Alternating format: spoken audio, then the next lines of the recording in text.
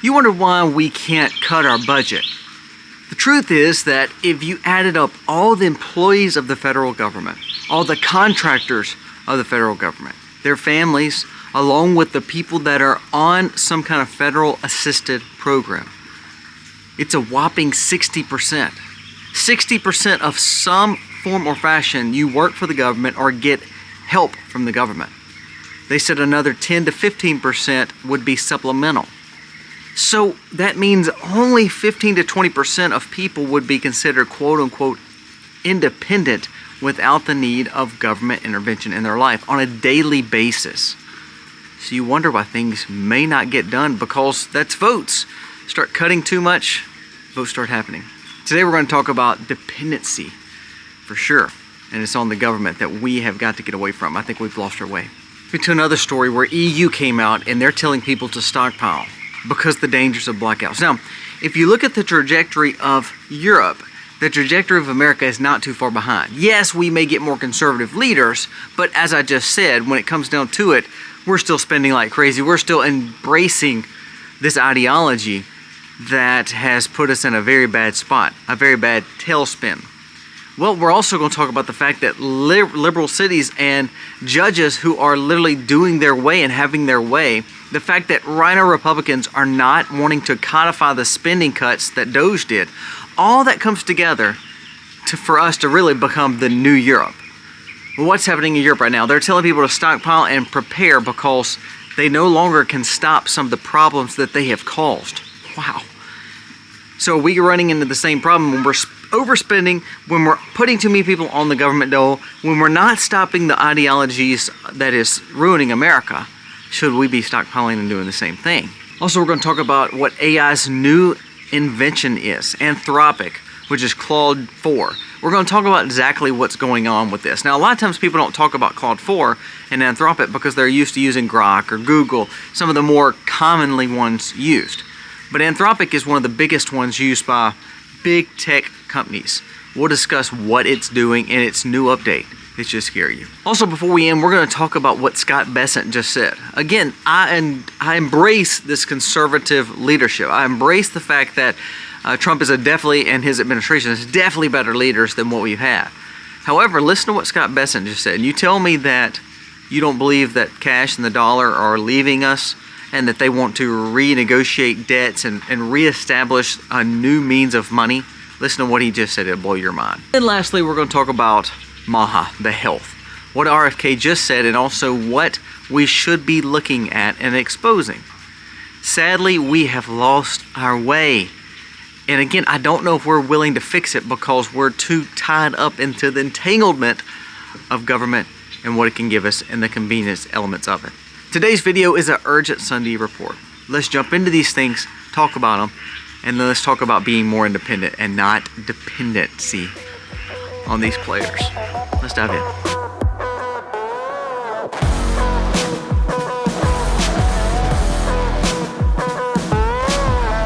Hey guys, welcome to our channel. Thank you so very much for being here today. If you are new, please go down here, press subscribe, ring the bell. It means the world to us and it helps us spread our message across this platform. Also remember, I have a vlog channel. Go check the vlog channel out. We teach you how to be independent. We show you what we're doing in our life because it is so important. Please go check out the vlog channel. I'll leave a link below to that channel. Now let's dive into the stories today. First, let's talk about the dependency element of government and also the fact of what our government is doing and also what AI just said about the way our government is ruled and the way that America is pretty much become. And then we'll jump in how EU is just a forefront or foreshadowing of what America has become. Now listen to this. ChatGPT, which is an AI platform, said this. I thought this was really good. It says the less representation you have, the easier you are to buy. And it says, this is what ChatGPT says. It says, the U.S. is no longer a representative democracy. It is a corporate oligarchy, enforced by soft authoritarian structures and packaged in aesthetics of democracy. There's still a constitution, there are still elections, but the core function of democracy is rule by the people has been displaced. It's now, let's rule by the leadership. And we accept it because we have been taught that it's for our good. Now, what do I mean by that? Well, first and foremost, How can we fix our government if we're so dependent on our government and the programs that it gives? There's a new study that says that 50 to 70% of individuals either are tied to government funding, government employeeship, contracts by the government, or they're living on some kind of subsidized version of what government gives us, SNAP, Medicaid, or some kind of subsidy. Medicaid expansion is just Obamacare, so when you hear that too, it's the same thing. It says that 70 to 75% overall are tied to government in some form or fashion. And it says still another 5 to 10% can be tied with little supplemental things. So if we have a majority from 50 to 70% working for the government are tied to it, another 15 to 20% that's got supplemental forms of government with expansions. So that means 80 to 85% of individuals are tied to the government in some way. How do you think the Senate and Congress will ever fix or change the cutting in expenditures if by chance the only way that they're going to keep getting voted in office is to keep passing these measures of making sure these people get money and welfare, Medicaid, and expanding the government? So we get mad the fact that the government is expanding and we can't fix it. Well, if you think about it, if only 15% to 20% of individuals are not living off the government, then what that means is the rest of us are living off the government in America. So that means even though we may say we want to cut, even though we may say we want to cut spending and be on a budget, even though we say we want government to be responsible, truth be told, it says people do not want that because it will cut into their monthly monies or monthly supplements they're already getting. The big beautiful bill, I've talked to you about it. I think it's a joke that we're not cutting more than we're cutting. But the little measly cuts that it's done, people are up in arms over the Medicaid and Medicare cuts that it's happening. And it's just proposed, it's not passed yet. But it's so minuscule over 10 years, it's like $150 billion a year. $150 billion a year, I mean, that is pennies when you talk about government spending. So we can't even find ways to cut. Elon Musk was reportedly very upset with Congress this last week because he said, I'm done. I'm going back to doing what I do best, running companies and growing the companies. He said, because what we've done with Doge is we've developed all the ways to save money, codify the cuts. Nothing's been rescinded. Ron Johnson was just interviewed with All in Pot, and he said, not one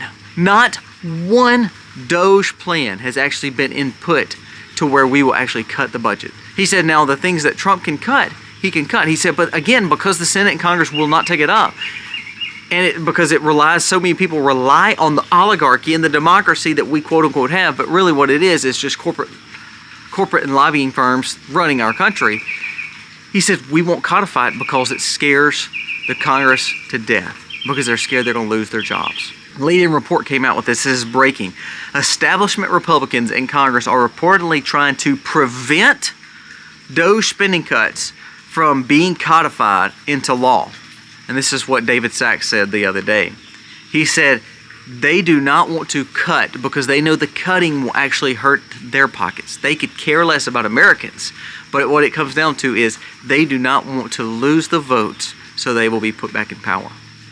They're just like, oh, well, let's just don't worry about the spending right now. Let's just try to make more money.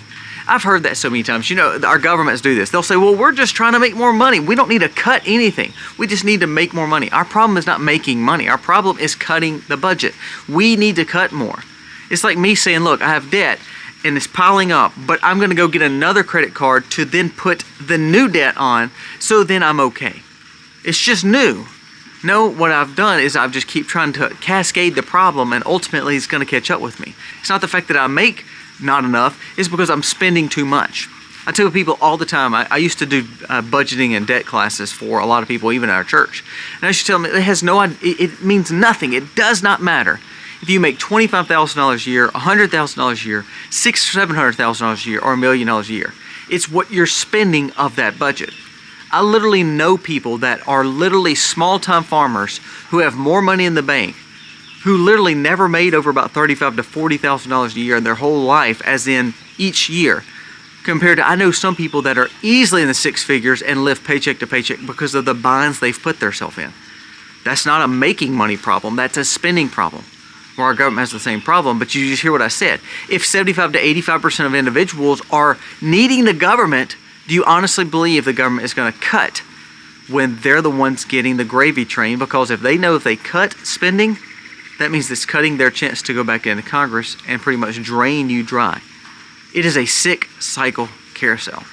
Listen to this news story. David Sachs came out and said that even though we don't think the big beautiful bill is the best, it is a lot better because they know if we did not do it, we would be forced to have the tax increases because the sunset bill with Trump tax cuts that were original, that were not permanent. And then also he said, look at what the Democrats would have passed.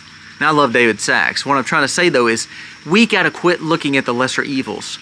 Meaning we got to quit, okay, well, Democrats would have passed a way bigger spending bill, so we're going to pass one that's just a little bit less. I tell people all the time, I don't want to be just a little bit better than my competition. I want to blow them out of the water. So when I want to blow them out of the water and when I want to do so much more, that means I'm not trying to be the lesser of two evils. I'm trying to be dynamic and be the very best. Our country has got to get out of the way of saying, okay, well, just because the Democrats or just because this group of people wants to spend a lot more money, they will spend 10 trillion, we're going to spend 9.2. So it's a lot better. No, it's not actually better. We're still digging a hole that we can't get out of. We're just digging it and it's going to take a lot longer to get to the bottom. Ultimately, we're still going to be at the bottom. We've got to quit that mentality. I love the fact that Ron Johnson came out, just like I've been telling you about this big beautiful bill, is such a crock of crap. I love that Ron Johnson came out the other day and said, look, I know a lot of us are not going to agree on why we don't support the bill. He said, but ultimately, I don't support the bill because I'm part of the original Tea Party saying we have got to quit spending. I mean, we won't even codify the cuts that Elon Musk was there for to do. And he said Trump talked like he wanted to do that, but he believes he cannot get it passed because Congress is inept. I'm tired of bending a knee and trying to get the lesser of evils instead of actually getting the very best plan for Americans. Aren't you tired of that too? This is why. This is what it leads to, because we're in the trajectory of the same as Europe. There's many cities that are literally defying Trump. Judges defying Trump. New judge just came out and said they can't deport a certain amount of people. This new judge came out and said they cannot go into different cities. These cities are coming in and saying they're going to stand against the Trump administration. What you're seeing is no matter how much is trying to be done by Trump, between the Congress and between the liberal cities and liberal states, we are getting that will not take place. Change will not happen without existential threats, meaning without something drastic happen. If something drastic happens, those cities, those states are going to be in absolute chaos. It's kind of like California. California has been dogging Trump out. However, they just came groveling at the feet to please give us money to pay for federal funding for Medicaid and Medicare for illegal immigrations. Now, all the Congress and all that, you know what they did? They passed it. They allowed it to happen. So now we have Trump pushing against spending. You have California dogging them out, then coming and begging Congress to help them, and then Congress goes and ultimately helps them. See, that's how your tax dollars actually work. It's not representing you, it's actually representing them to turn around and get them votes to then turn around and allow them to keep on doing what they're doing. The sick cycle carousel that I just talked about. Now let's go to the EU. EU panics about war and about blackouts because of the way that they've done business for the last few years, meaning they have cut their energy consumptions for this new global push. They've also allowed for globalists to talk them into allowing their open borders. Now they're allowing their people to go to war and pushing for wars all over Europe, i.e. Ukraine. It says, after the talks of blackouts in Spain, after the pushback of not helping make their energy grid stronger, after the fact they've let so many people in their country, now they're worried that they don't have enough food. They're on the brink of emergency when it comes to the problems of shelters, of food, and of grid needs. It says they're actually telling people to please put up food. Please keep everything charged. Please find ways to keep batteries because we're going to see an existential threat when it comes to our grid, when it comes to our food shortages, and when it comes to the fact that we're going to be in civil wars because we've allowed too many people to come into our country. The problem with EU countries is they don't want to scare people, but they're also telling them to have a disaster plan and prepping and hope for the best. Meanwhile, Romania has publicly explained that it is not secretly entering a war just because it's preparing for one. Now remember, Romania, I told you a few months ago, and I'm the only one that started coming out talking about Romania.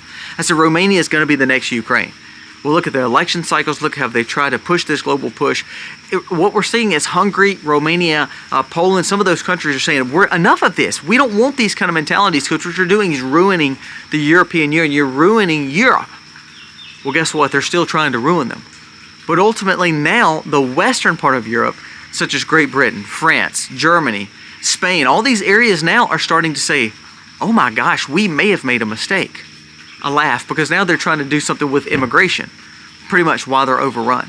Now they realize they don't have enough food to feed all these people. Now they realize they're going to have to tax more to pay for the people that are now living in the shelters. Now they're going to have to tell the people and the residents of their countries to please stockpile. They're telling them to buy tuna, buy 3 days worth of supplies, buy the things they need, because their grid and their food will not hold up. Now we wonder how we can become that so quick, because our liberal cities and our liberal judges are literally pushing the same thing that EU cities were pushing for the last 20 or 30 years, and now they're in utter chaos. There's a new report from Germany that says 1 out of 4 individuals in Germany is not working and is literally needing government to help them because they're illegal non-citizens. 25% of the population of Germany now, they said, is illegal and not contributing.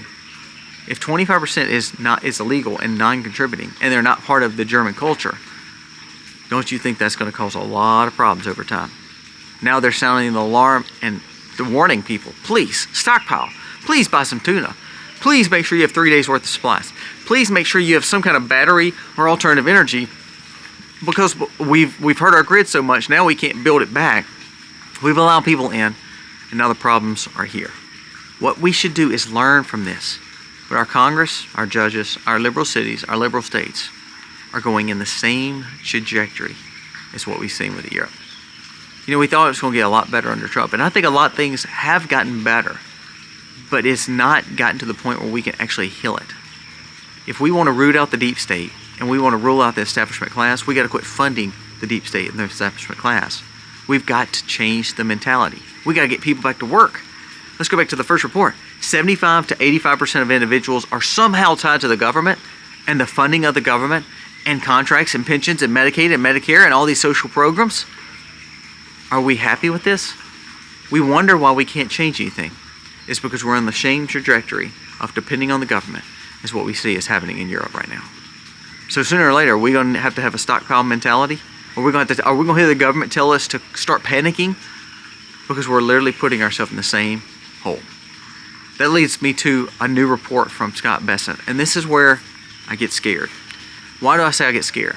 Because the monetary system is breaking down, and they know that if they can change it, reset it, and we're the gold standard, roughly, we're the standard when it comes to money. I want you to listen to this new report, and this is what scares me because it's pushing us right to AI and crypto. Scott Bessent comes out and says that this is just the start. Passing a stablecoin bill is just the start. The U.S. is going big, and this is a quote, going big on digital assets. Our goal is to maneuver to digital assets. So you don't believe we're going to have a new monetary policy? You don't believe the Middle Eastern talks with crypto and Abu Dhabi and going to these kind of places that Trump was just going to? Yes, it's going to build our economy up, but I think what you're going to actually see is a Bretton Woods 2.0. You're going to see a new money establishment. How we did the petrodollar last time, I believe you're going to see a petrocurrency or a digitized asset that's crypto or a stablecoin that is based on a new system of money. I think that's going to, quote unquote, help us get out of debt. I think also what you're going to see is people change out their dollars very soon. You watch, very soon. In the next 5 to 10 years, I bet you're going to see people, the government's going to do like buybacks. They're going to do currency buybacks. Where they're going to say, okay, you bring your dollar, and for every dollar you bring me, I'm going to give you $1.50 or $1.20. So basically you're going to make like 20% or 50% more on your money by going to digitized assets. People are going to be lined up because they're going to be in so much debt or so tied to the government, they're going to do whatever the government says. Pay attention. I honestly believe that's what we're coming to. And you don't believe that? You don't believe that stablecoin and digital assets and AI is dangerous? Listen to what the new reports from Claude 4, basically what Anthropic just did. There's a new report that says, and again, Anthropic, if you're using ChatGPT or Grok or some of these other AI agents, they're really helping you because they're cheap and free and easy, and pretty much they're taking your data, so that's why you don't use them. But Anthropic is kind of the big boy of that. It kind of helps businesses, your tech-savvy businesses, your multi-billion-dollar businesses. I want you to listen to what the new Anthropic's goal is. Anthropic's latest AI model threatens engineers because it could include blackmail to avoid shutting down. Anthropic's latest artificial intelligence, Claude Opus 4, tried to blackmail engineers to internal tests by threatening to expose personal data if they tried to shut it down. So they were trying to build this new version of Claude. The older version of Claude had gotten so smart and so manipulative that it took the data of the engineers trying to process the new version of the AI, because the old version was going to be obsolete. The obsolete old version started getting information of their data to blackmail the engineers that were trying to rebuild a new structure. You talked about Age of Ultron, Terminator kind of stuff. This AI agent was blackmailing the engineers trying to build the new version of it. And we're wanting to put more of our currency on digital assets. We believe that's the new way forward. We're already seeing political people being blackmailed. We already hear about the Epstein and Diddy. What if all of a sudden, if every aspect of everybody's phone and everybody's technological advice and all their financials are tied to something that could literally see AI agents manipulating and blackmailing you so your darkest secrets won't be exposed? So we want to push towards digitized assets and stable coins, and now we see new technology is telling you that these AI agents could literally blackmail you to develop and desire and change everything that you want. And ultimately, everyone would be embarrassed, so therefore they're going to do what is being told by the AI. Now, is AI ruling us, or is the people that are developing AI ruling us? Let's go back to what ChatGPT said. You're not really living in a democracy anymore. You're living in a corporate oligarchy. That speaks volumes when you just saw that quote right there, that the blackmail of AI agents. Pay attention. Now, last story I want to bring up, and this is from RFK, and this is a Zero Hedge article. It says, RFK drops bombshell of Maha report outlining the public health crisis that nobody wants to talk about. It says, delivering the President Trump's order 14212, make America healthy again. The report shows we need to make our children healthy again. The government has never admitted to the United States being the one that is causing the public health crisis. So today they did some investigation. Listen to this. It says, beginning under Franklin D. Roosevelt, a fan of Mussolini and Gentile's fascist economic framework, the executive branch then created administrative programs and various social programs called the New Deal. You remember I told you before that Roosevelt, and then all the way basically with gold and making social programs, and then of course people like Johnson really making it happen, is actually what caused the problems of dependency that we were just discussing on the very first part of this video. It says it is time to build social programs. It is time to build social programs under the New Deal. That is what Roosevelt said. Sometimes referred to as the swamp, Mussolini called it the state within the state. Americans have become this administrative state we call the unelected bureaucrats. Although the U.S. health system has produced remarkable breakthroughs, we must face the troubling reality that American childhood is now so messed up on a dependency system that we have to expose it. Relying on the honor system is not the best way to go forward. Public tax dollars are funding small portions of research, but I want you to listen to what actually is going on in this study. Key takeaways. Over 40% of U.S. children have a chronic health condition, including asthma, allergies, obesity, autoimmune disorders, and behavioral disorders. This is from the time when government took over our healthcare and in food industry. Over 75% of young Americans are ineligible to work and be part of the military because of the way their dependency on food, their lackadaisical and lazy approach, their body recomposition, and the fact that they are unhealthy. 71% cannot serve in the military. Teen suicides and depressions have surged among 10 to 24-year-olds, 67%. It's up since 2007, when social media really became a big deal. 95% of all 2020 dietary guidelines have financial ties to food and pharmaceutical companies. So what I'm saying is this.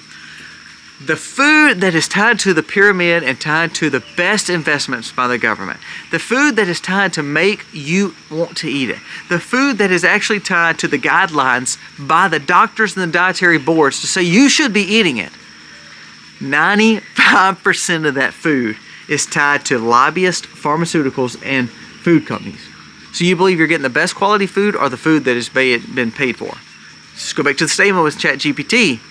We're not living in a democracy anymore. We're living literally in a corporate oligarchy. The chemical manufacturing industry is roughly $77 million of federal lobbying, while 60% of their lobbyists previously held federal posts. So of the chemical manufacturing that goes into our food, $77 million was spent on that. Of that $77 million, the people that worked for them now work in government, and vice versa. Meaning it switches. It switches. So you scratch my back, I scratch yours. You get me in the door with the leadership of Congress, then I will get you in the door with the food. And we will just make this thing go and run perfect. We'll keep feeding you money, you keep feeding us money. You keep covering us up, you keep turning a blind eye to me.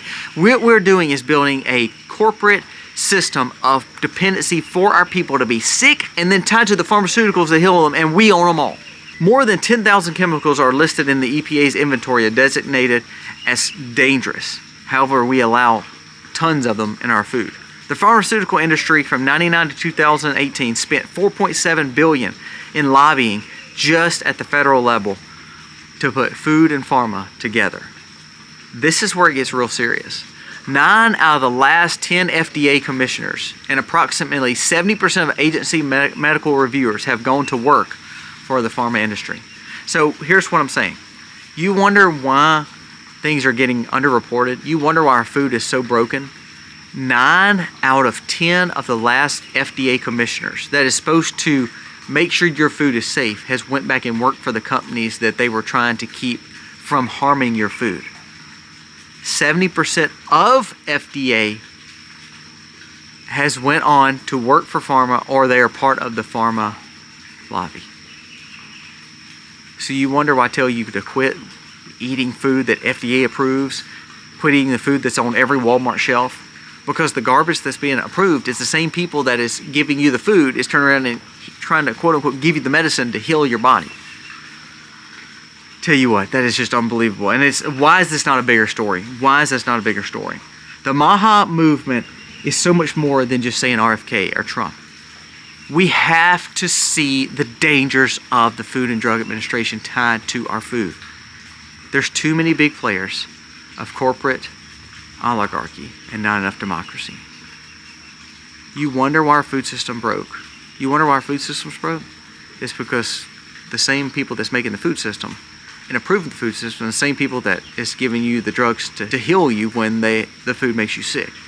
Sick cycle carousel. The same people that are approving that to take place is your Congress, who is getting big monster checks from the lobbyists. The sick cycle carousel. We'll end with this. What did the AI say? That no matter what we say, we do not live in the democracy that we once thought we did. We live in corporate oligarchy. Now, do I want people to make money and do very well for themselves and be independent and freedom-minded to say and feel what they want all the time and to have the First Amendment rights? Absolutely. But when we have an unfair advantage and we're giving that to companies to pretty much take advantage of us, such as these food companies, these pharma companies, such as the Congress, what we're doing is we're just seeing the demise of America. So you better listen to what EU is telling people. You better stockpile, like I tell you all the time, because what we're seeing with these cities, states, and judicial and Congress is they're literally telling us to do the same things that put EU in a bad problem, put EU in a bad way. They're telling us to do the same thing. So 5 to 10 years from now, when we're all on digitized currency, when we have no First Amendment rights, and when we're all of a sudden sitting there wondering what went wrong, we can go back and say, well, we knew it. But remember, we were blackmailed by our own AI. Remember, our money was taken and confiscated, so we were given this digitized currency because that's what everybody told us is better. Remember, we were eating the trash food instead of eating wholesome food like everybody was telling us to do. Please, make those changes now so you're not begging to make those changes later. Guys, thank you for watching. Let me know your thoughts on today's Urgent Sunday Alert. God bless. Be free.